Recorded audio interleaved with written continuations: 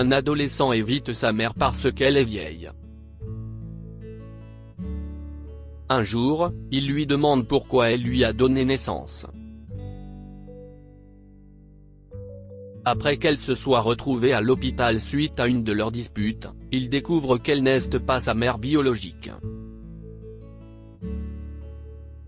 Un samedi, un garçon de 13 ans nommé Tim, traînait avec ses amis dans un café local.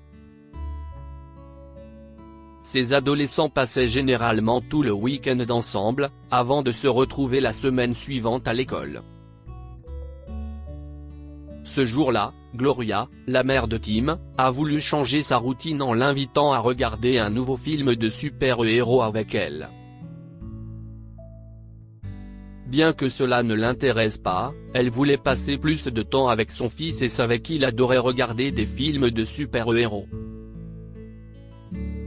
Gloria n'a pas arrêté d'appeler Tim sur son téléphone portable, mais il ne décroche pas. Elle décide alors de se rendre au café, sachant que si est là qu'il déjeune le samedi avec ses amis. Lorsqu'elle a repéré Tim, elle s'est dirigée vers lui et a vu ses amis ricaner. « Ta grand-mère est venue te chercher, Tim », se moque-t-il. Tim a lancé un regard furieux à sa mère et s'est dirigé vers elle pour l'empêcher de s'approcher davantage. « Qu'est-ce que tu fais ici ?» l'a-t-il grondé. « Tu me fais honte devant mes amis. Pourquoi est-ce que je t'embarrasse, fiston ?» demanda Gloria. « Je suis venu te demander si tu voulais regarder un film avec moi. Je veux être plus souvent avec toi, mon fils, tant que je le peux encore », a-t-elle souri en essayant de lui tenir la main. Tim a repoussé sa main et a refusé de quitter ses amis. « Laisse-moi tranquille, je suis avec mes amis », lui dit-il. « S'il te plaît, pars avant que d'autres personnes ne te remarquent. » Gloria est rentrée chez elle étant triste, se demandant pourquoi Tim refusait d'être à ses côtés, et surtout devant ses amis. Elle a passé tout l'après-midi à préparer la recette de spaghettis et de boulettes de viande préférée de Tim, en espérant qu'il rentrerait à temps pour le dîner. Quand il est rentré ce soir-là, il était déjà 10h30. Tim est allé directement dans sa chambre, sans même remarquer la présence de Gloria dans le salon. Elle l'a suivi jusqu'à sa chambre et a frappé à la porte. « Je t'ai attendu », lui dit-elle. « J'ai fait tes spaghettis et tes boulettes de viande préférées. »« Tu en veux ?» lui a-t-elle demandé. Tim lui a lancé le même regard qu'il avait dans la journée, au café. « Je ne veux évidemment pas. Je serais allé directement à la cuisine si j'avais voulu manger, » lui a-t-il dit. « Laisse-moi tranquille, je suis fatigué. Qu'est-ce qu'il y a, Tim ?» lui a demandé Gloria. « Pourquoi m'évites-tu ?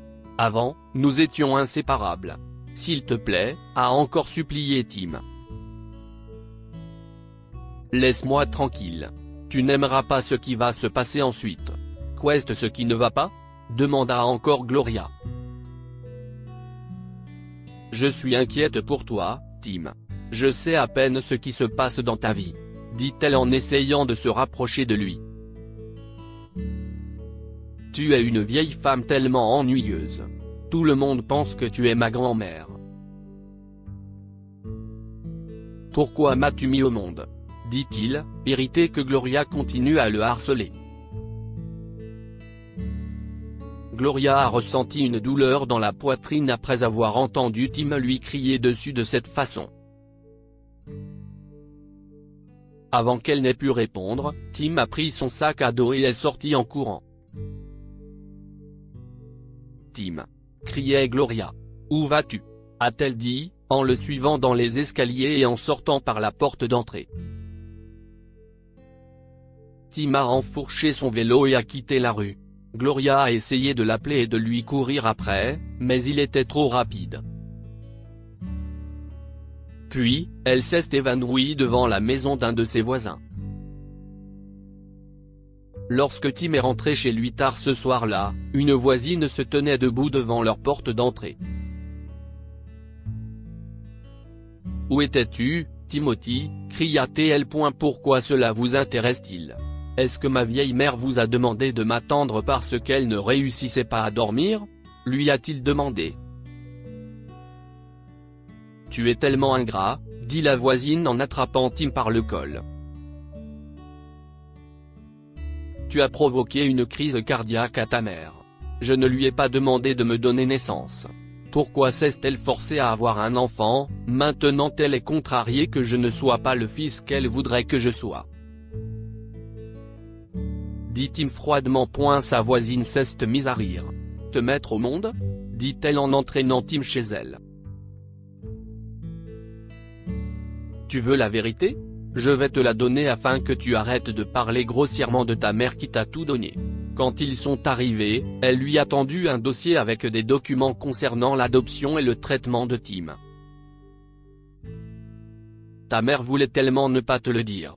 Mais je pense que tu mérites de connaître la vérité, surtout après ce que tu lui as fait subir, » lui a dit sa voisine.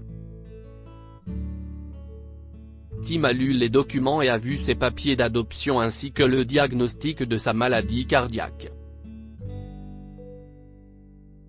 Gloria avait fait un emprunt sur sa maison pour payer son opération et l'avait définitivement soignée. « Est-ce que tu as ne serait-ce qu'une once de pitié ou de gratitude pour ta pauvre mère ?» demanda la voisine. « Elle a tout fait pour toi, et tu as été absolument horrible avec elle. »